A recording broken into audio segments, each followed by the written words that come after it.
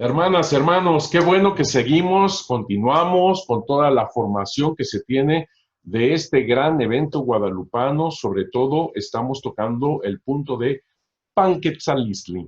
La Virgen de Guadalupe no toma Panquetzalistli, la idolatría, la fiesta idolátrica, no. Toma el anhelo de vida. Lo que estamos haciendo es conocer, conocer todo lo que se hacía en esa fiesta, gran fiesta, sobre todo desde que me llamó muchísimo la atención Toribio de Benavente Motolinia, un misionero que llegó de aquellos 12 primeros apóstoles en 1524. Imagínate tú, él conocía, él profundizó sobre todo esto y lo veía como parte del infierno. Esa es la verdad. Y vemos cómo Toribio de Benavente Motolinia apenas no tenía ni un año en México cuando él ya quería con sus propias manos destruir todos los ídolos y todo lo que fuese del demonio. Era realmente este celo que lo quemaba, que venía con todo su apostolado. Todos estaban igual, ¿eh? Todos estaban igual, pero tenemos noticia de él ya que está escrito todo lo que hizo el 1 de enero de 1525 de destruir todo esto. Y sobre todo inició, esto es muy interesante, en la ciudad de Cuautitlán, lugar donde nace Juan Diego, donde crece Juan Diego, donde vive Juan Diego, donde él se casa con María Lucía, Juan Diego, y después pasa a vivir a Tulpetlán con el tío anciano Juan Bernardino, también su esposa. Muere la esposa en 1529, pocos años antes de la aparición. Por eso se encuentra solo. Que haya tenido hijos Juan Diego, es posible, es posible. Recordemos que en ese tiempo de la aparición él tendría alrededor de unos 55, 56 años de edad. Es decir, ya había vivido toda su historia, digamos, humana, como obviamente con toda la cultura indígena. Es posible, pero lo que sí sabemos, porque lo que sí está clarísimo es que vivía solo con el tío. Por eso andaba corriendo para arriba y para abajo a ver cómo le podía ayudar y estaba solo, pues.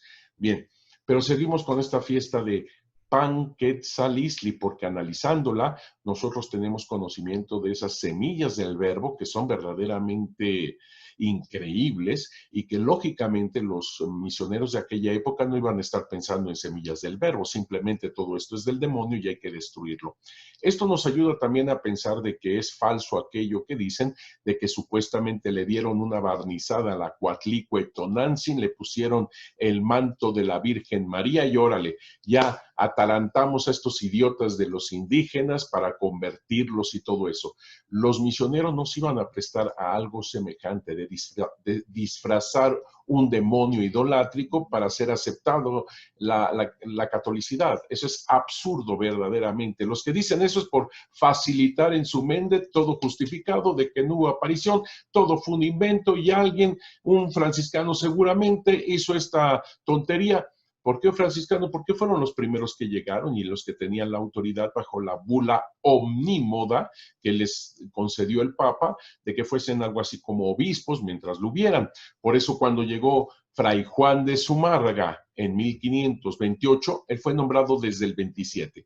12 de diciembre de 1527, pero llega a México en el 28, también por diciembre, y lógicamente la bula omnímoda se canceló porque ya llegó la autoridad, el obispo de México, si bien nombrado por el rey y emperador, Carlos I, rey de España, Carlos V, emperador, es el mismo personaje, por supuesto, pero faltaron algunos años para que todavía lo aprobara el Papa. Fue aprobado en 1530. El 2 de septiembre de 1530 fue aprobado Zumárraga por parte del Papa y ya tenía pues todos los poderes. Pero la bula esta omnímoda que tenían los franciscanos no servía mientras estaba la autoridad del obispo. Esto, aquí entre paréntesis, también es por ello que sus mismos franciscanos no lo veían muy bien a Fray Juan de Zumárraga. Primero porque había aceptado ser obispo, príncipe de la iglesia, estaba en contra de los votos de pobreza de ellos. Y por el otro lado, se les viene abajo la bula omnímoda por la autoridad del obispo. Y yo creo que también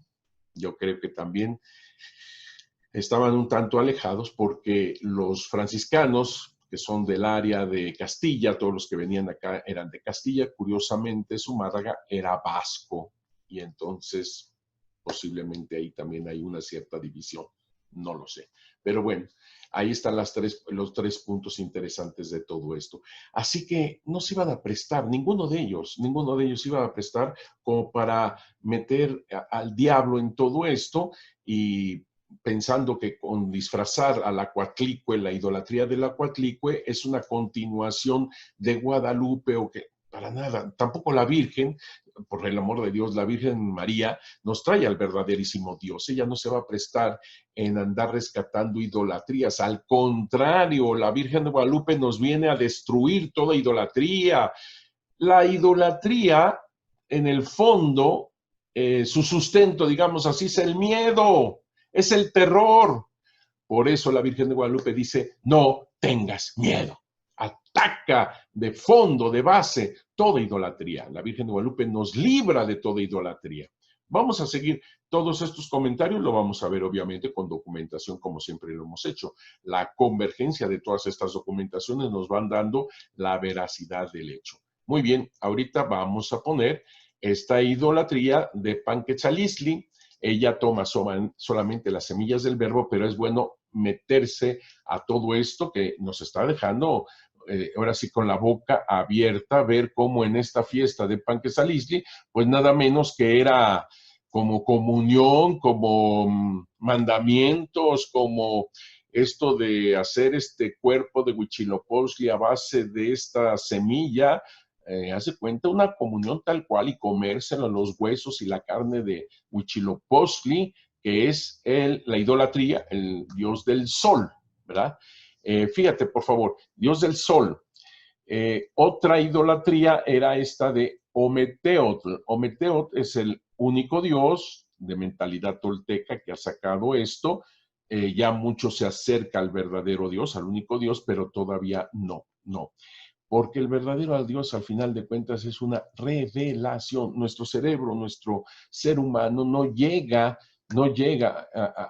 a tener la captación de lo que significa, imagínate, Dios uno y trino. Esto viene de revelación, por eso es tan importante la revelación.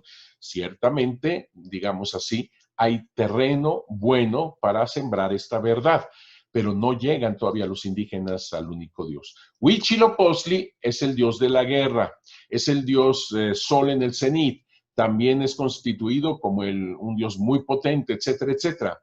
Y tampoco yo no estoy de acuerdo con aquellos que señalan que Ometeotl es el único dios y está formado por Huitzilopochtli, Tlaloc, o sea, todos estos dioses que sí piden y múltiples, miles de sacrificios humanos. Así que es absurdo, es contradictorio.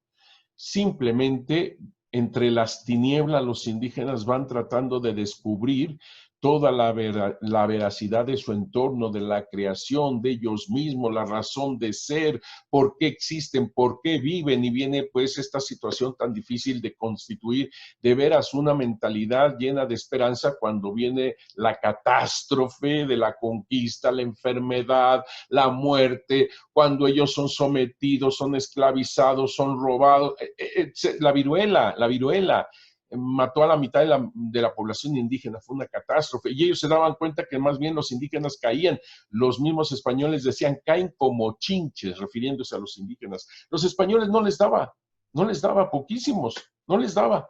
Entonces se dan cuenta, por supuesto, el Dios de ellos es mucho más poderoso, ha vencido a los nuestros, y les dicen los indígenas a los españoles, a los sacerdotes, te recuerdo, en 1524, en eso que se ha nombrado la historia como coloquios, ¿verdad? Que se encuentran en el Archivo Secreto Vaticano. Ahí están los coloquios, este diálogo que tienen los sacerdotes indígenas con los sacerdotes católicos, que dicen los indígenas, déjenos morir.